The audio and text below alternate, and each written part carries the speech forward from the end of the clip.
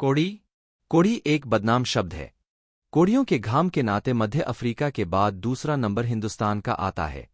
फिर भी हमें जो सबसे श्रेष्ठ या बढ़े चढ़े हैं, उन्हीं की तरह ये कोड़ी भी हमारे समाज के अंग हैं। पर हकीकत यह है कि चोटी के उन कुछ लोगों पर ही हम सब का ध्यान लगा हुआ है, जबकि उन्हें हमारे ध्यान की कम से कम जरूरत है। और जिन कोड़ियों की सार संभाल की सबसे ज्यादा जरूरत है, उन्हीं की हमारे यहाँ जानबूझकर उपेक्षा की जाती है। दिल होता है कि इस उपेक्षा को हृदयहीनता के नाम से पुकारूं, और अहिंसा की दृष्टि से तो सचमुच ही इसके लिए दूसरा कोई विशेषण नहीं है।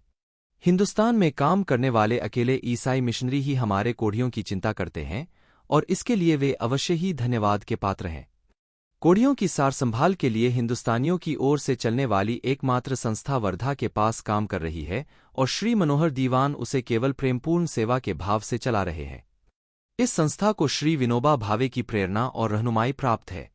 अगर हिंदुस्तान में सचमुच नवजीवन का संचार हुआ है और हम सब सत्य और अहिंसा के मार्ग से कम समय में पूर्ण स्वराज्य पाने के लिए दिल से बेचैन हैं, तो हिंदुस्तान में एक भी कोढ़ी या एक भी भिखारी ऐसा न होना चाहिए जिसका नाम हमारे पास दर्ज न हो और जिसकी सार संभाल हमने की न हो। रचनात्मक कार्यक्रम की इस सुधारी हुई आवृत्ति में हमारे रचनाकार्य की जंजीर की एक कड़ी के नाते कोढ़ी को और उसकी सेवा के काम को मैं खास तौर पर बढ़ा रहा हूं, क्योंकि आज हमारे देश में कोढ़ियों की जो दशा है, वही दशा आजकल की सुधरी हुई दुनिया में हमारी है, बशर्ते कि हम अपने आसपास ठीक से गौर करके देखें। समुद्र पार के अपने देशबंधुओं की दशा का विचार करने से सबको मेरी इस बात की सच्चाई का विश्वास हो जाएगा।